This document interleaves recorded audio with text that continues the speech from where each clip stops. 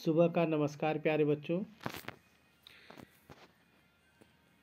आज हम जो पुरुषोत्तम राम का शेष बचा हुआ है पढ़ेंगे। कल श्लोक नंबर 1 पहला, दूसरा, तीसरा, चौथा पढ़ाया जा चुका है। आज हम पढ़ेंगे श्लोक नंबर 5वां। इसमें राम की विशेषताएं बताई गई हैं सब। तो 5वें श्लोक में है धर्मज्ञ सत्यसंधस्य प्रजानाम च हिते रतः।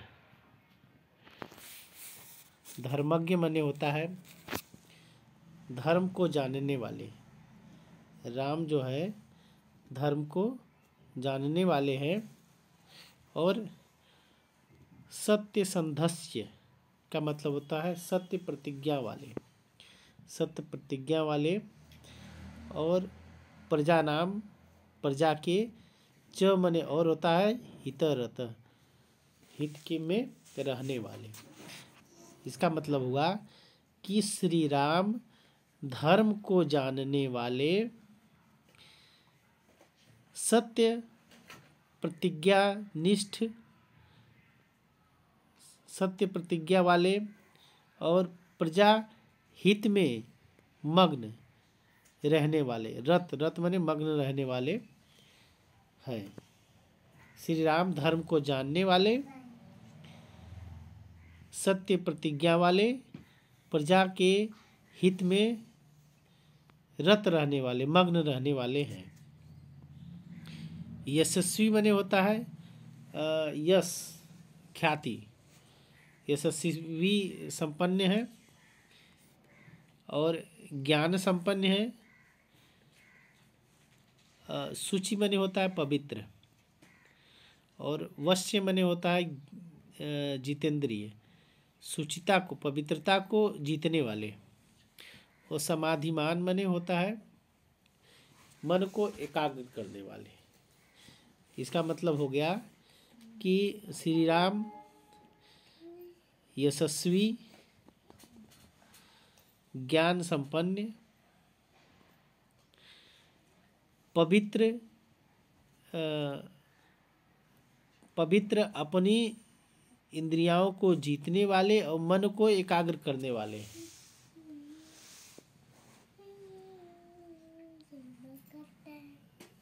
अब आगे देखिए श्लोक नंबर 6वां।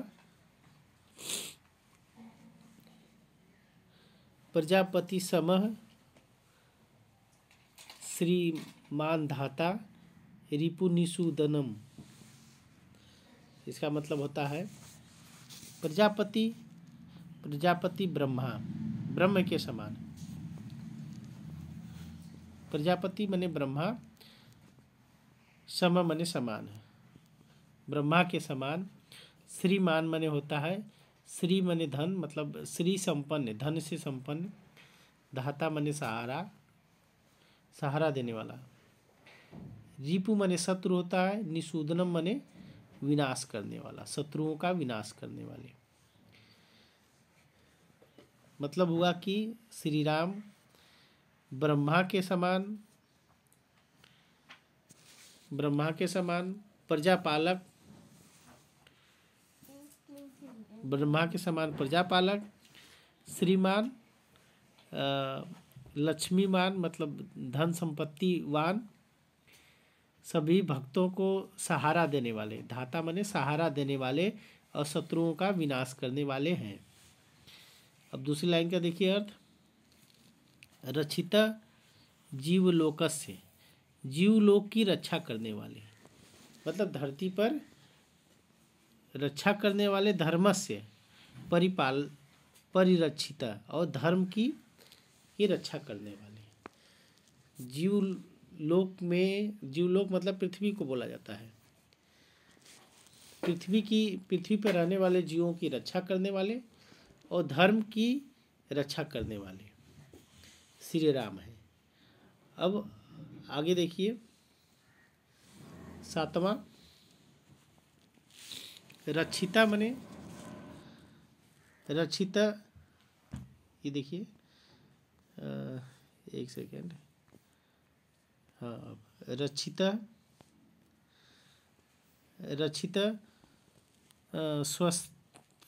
स्वस्य धर्मस्य स्वजनस्य च रक्षिता। रक्षिता स्वयस्य धर्मस्य, रक्षिता मने रक्षा करना, स्वयस्य मने होता है अपने धर्म से, अपने धर्म की रक्षा करने वाले, स्वजनस्य अपने लोगों की रक्षा करने वाले, अपने धर्म की रक्षा करने वाले और अपने लोगों की रक्षा करने वाले। वेद वेदांग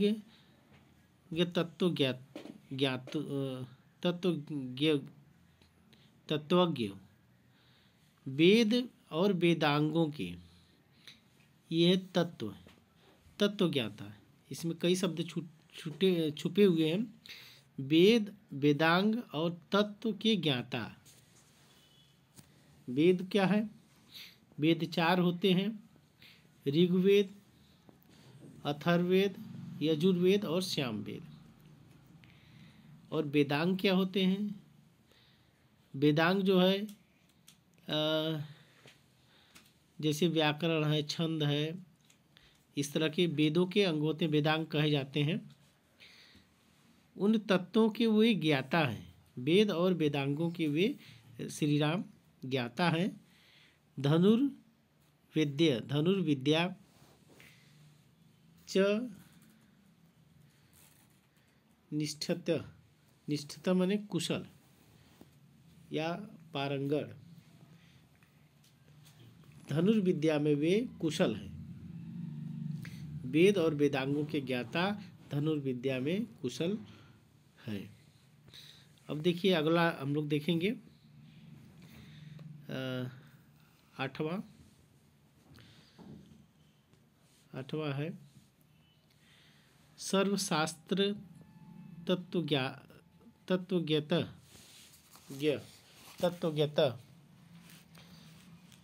सर्व देखिए कई शब्द है इसमें। सर्व माने सब, शास्त्र माने शास्त्रार्थ और तत्वज्ञ माने तत्व को जानने वाले।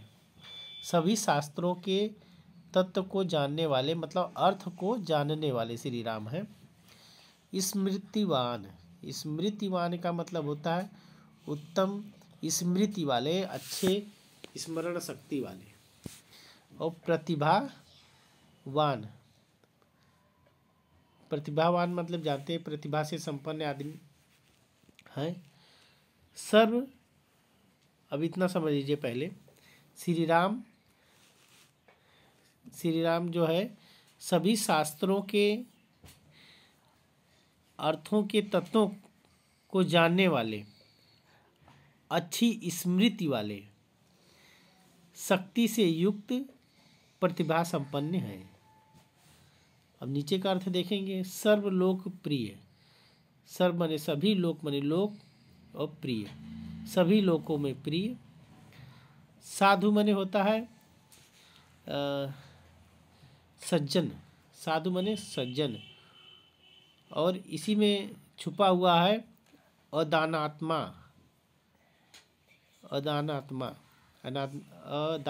का मतलब होता है उदार विचारों वाले, सज्जन और उदार विचारों वाले। और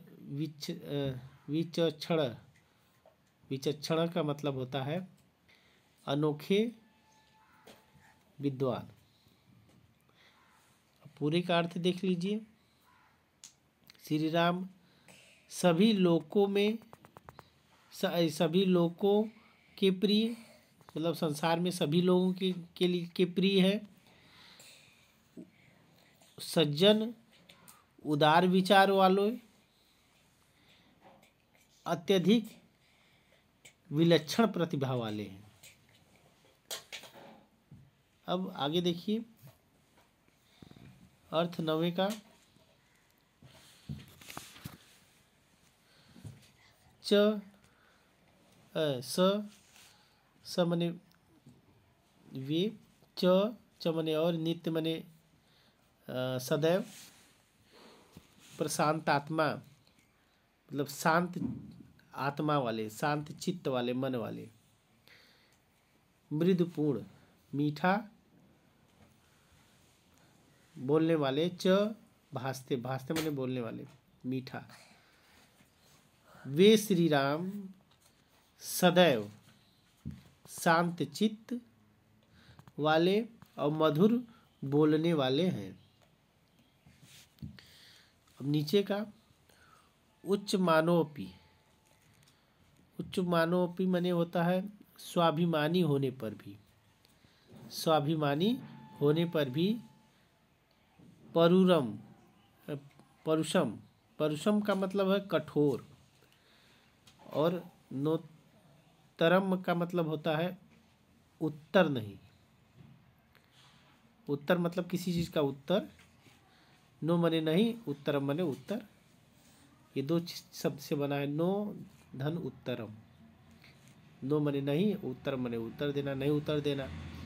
प्रति पद्धते कहने पर, कोई बात कहने पर भी उत्तर नहीं देते। इसका मतलब ये हुआ कि राम जो है मान प्रतिष्ठा में भी सर्वोपरि है, उच्च है, ऊपर है, तथा सबसे श्रेष्ठ होने पर भी,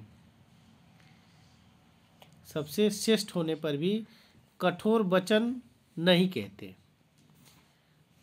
परुषम का मतलब होता है कठोर वचन नहीं कहते,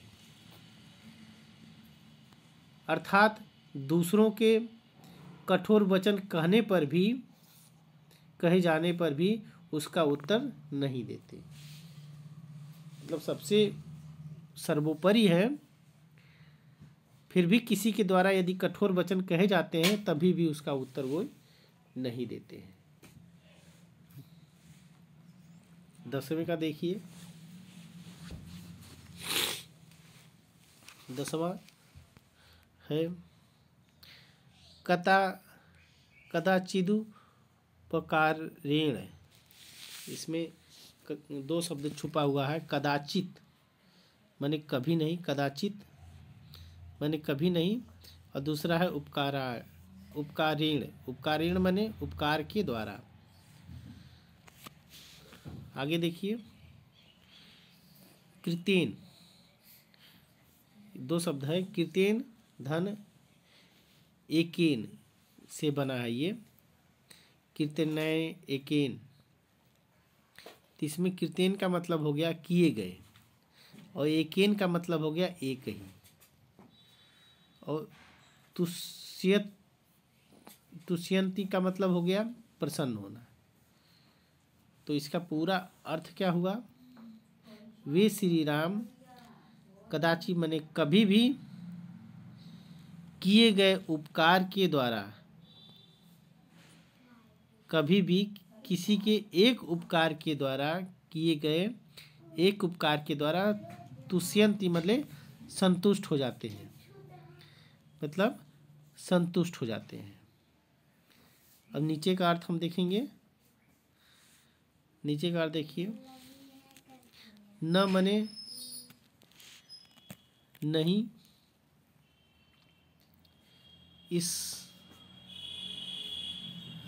इसमें स्मरण है, स्मरण, ये देखिए इसमें इसका अर्थ न च स्मृत्य उपकारणाम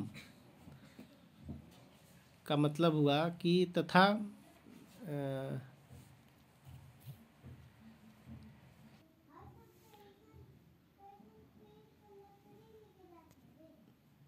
ये देखिए, न मने नहीं, स्मृत्य उपकाराणाम, इसमें दो शब्द है। स्मृत्य मने स्मरण, अपकाराणाम, अपकाराणाम मने होता है कि अपकार करने वाला, गलत व्यवहार करने वाला, अपकार। ये अपकाराणाम गलत व्यवहार करने वाला। सत मने होता है 100, और गलत व्यवहार दूसरे द्वारा 100 गलत व्यवहार को भी वे स्मरण नहीं रखते, स्मरण याद नहीं रखते। अब देख लीजिए एक बार पूरा शब्द, पूरे श्लोक का अर्थ स्पष्ट हो जाएगा। एक बार देख लीजिए। वे मतलब श्री राम कभी भी किए गए एक उपकार के द्वारा संतुष्ट हो जाते हैं। कभी भी किए गए एक उपकार के द्वारा, एक ही केवल एक उपकार के द्वारा संतुष्ट हो जाते हैं, और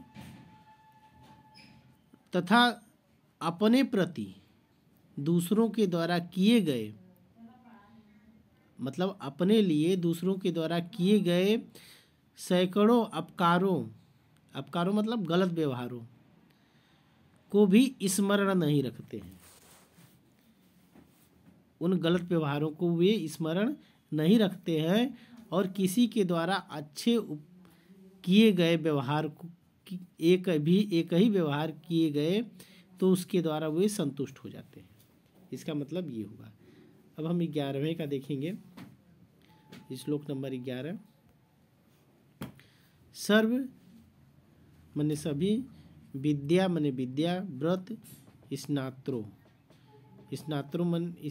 स्नातो मने निपुण, सभी विद्या व्रत में निपुण, यथावत मने उचित ढंग से, सांग मने सभी, वेद विदः सभी वेदों को जानने वाले। अब इस यहाँ से यहाँ तक का एक अर्थ देखिए। श्री राम जैसा सभी विद्याओं और व्रत संकल्पों में निपुण है, वैसे ही सभी अंगों सहित वेदांगों के भी जानकार हैं। मतलब श्री राम जैसे सभी विद्या और व्रत संकल्पों में निपुण हैं, वैसे ही सभी अंगों सहित वेदांगों के भी जानकार हैं। इसका अर्थ ये हुआ। अब दूसरे का नीचे का अर्थ देखिए। अमोघ माने होता है अचूक। और क्रोध देखिए, क्रोध माने क्रोध जानते ही हैं। हर्ष माने प्रसन्नता होती है। हर्ष्यस्य मने च मने और। त्याग मने होता है त्यागशील, संयम। और कालविद मने होता है, काल मने समय का, विद मने जानकार, कालों के जो जानकार हों। तो इसके पूरा अर्थ हो गया। वे क्रोध, अमोघ क्रोध, हर्ष के हर्ष रहित, अमोघ वे क्रोध और हर्ष रहित, त्यागशील, संयम रखने वाले तीनों कालों के जानकार हैं, जानने वाले हैं। वे अमोघ, अचूक, क्रोध और हर्ष, प्रसन्नता से रहित, त्याग, संयम वाले और तीनों कालों के जानकार हैं। ये आपका अर्थ हो गया। पाठ जो है आपका समाप्त हो गया है। आप इसको पढ़ेंगे, तीसरा पाठ, और चिंतन मनन करेंगे। आज के लिए बस इतना ही। धन्यवाद।